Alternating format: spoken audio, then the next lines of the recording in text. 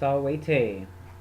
In our past couple videos, we went through the whole indicative tense system.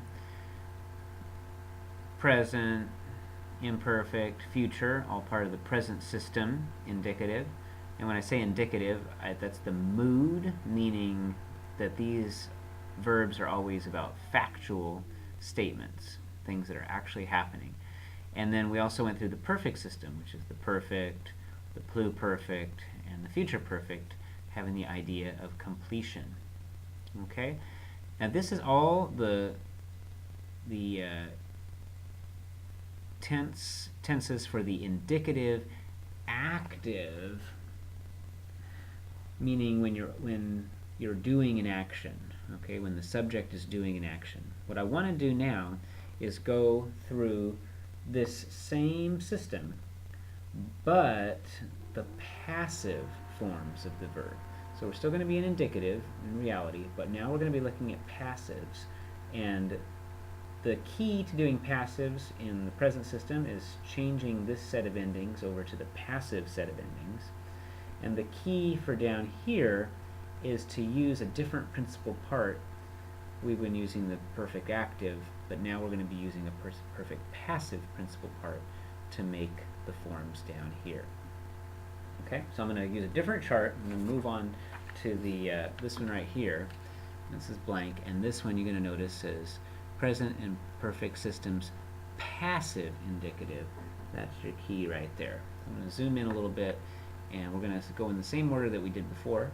We're going to look at the present first. So in present, use the present tense.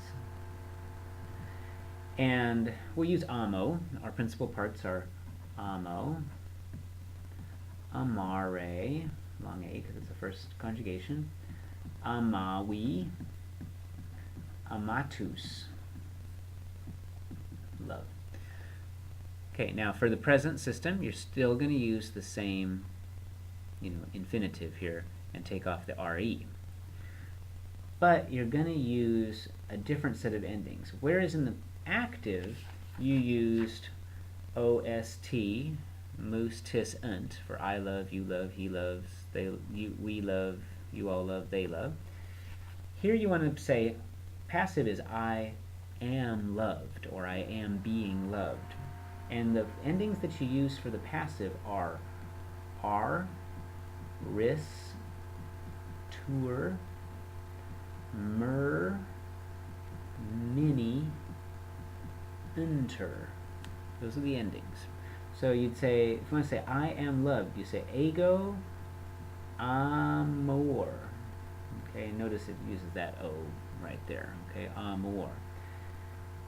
If you want to say you are loved, you say tu ama, there's the stem, and then you add the ending ris. Amaris, tu amaris. Caecilius is loved. Amatur. Caecilius amatur. You're going to say we are loved. Amamur. You all are loved. Amamini. They are loved. Amantur. Okay, those are the passive forms. They're still present tense. These are active. Amo, I love. Amor, I am loved. Right? You love, amas. You are loved, amaris. And so forth. It's like the difference when I would go in class, I'd say pulsat, pulsatur. Right? Pulsat is he hits, pulsatur is he is hit. So that is how you do the present tense. And of course, translate it, instead of saying I love, you say I am loved. That's how we say the passive in English. Or I am being loved, because English is so obsessed with ongoing action. You could say it that way too. Let's take a look at the imperfect. Imperfect is how we express ongoing action in the past. You're going to use the same principal part, the second, for all this present system up here. So you got, and you're going to use ba, okay, for the imperfect. So ama bar. Notice there's the stem, there's the ba for imperfect, and here's the ending, r for her. Okay, ama bar. I was loved. And that sounds sad. Once I was loved. Okay. You got amabaris. You were loved. Okay. Amabatur. He was loved. Olim amabatur. Once he was loved. We were loved. Amabamur. See how it breaks down. Amabamini. I know it sounds a little funny. That's how it is. Amabantur. Okay? And that's like I was loved, or I was being loved. Okay, was being. And that's how it works. Now you might notice here, there is some similarities between the passive endings and the active endings, right? You got M-O-S-T, mustisan. Well, second is M-O, that's kind of, it's got like an O in there. Notice the R kind of makes things passive. There's a lot of R's in here. Except for the mini, everything else has an R in it. So the R is kind of the letter that makes things passive, if you want. R kind of makes things passive, if you want to think about it that way. But notice, like for second person, it's normally S, then it's ris, just like adding an R to S. Normally it's T, but then you got tur, adding an R to it. Instead of moose, it's moor. This one, no similarity here. And then instead of unt, it's untur. It's like tur and untur.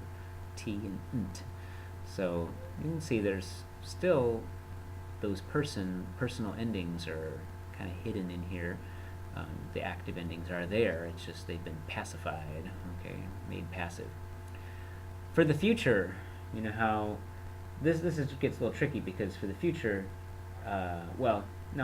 there's two ways of doing it. But we're going to do just for first or second declension, first or second conjugation here. You got amo, so future is going to be, you're going to say I will love. Ama, or no, not I will love, sorry. I will be loved, passive. Amabor. So there's your future sign, and there's your passive personal ending. Amaberis. Now instead of beris, it's beris. And just because it sounds a little better. Okay, normally it would be bi, because bi is usually the future sign, but here it's beris. Okay. Amabitur. There's your bi, there's your personal ending. He will love. He will be loved, sorry. Amabimur. We will be loved. Amabimini. You all will be loved. Amabini. And Amabuntur. There's that BU, and there's the untur. I will be loved. Now remember that future can also be, in third or fourth, it's written a little bit differently. So I'm just going to lay this out here real quickly with the time we have left. In the active, amabo, say you had a word like duko dukere. Duko dukere uses ameset emuset ascent. So it'd be do come, do case, do ket. These are futures, right? Future. Do camus, do catus, do kent. Okay, instead of bo bis bit, bimus bitis bunt, ameset, emuset ascent. That is what you use. In the passive, it would go like this. Do car, okay? Do caris. Do K-tour. Do K-more. Do K-mini. Do Ken-tour. So you still got that E, the E thing going on, but now you have passive endings instead of active endings. That's how you do the future for a third or a fourth conjugation. Walete, we're out of time.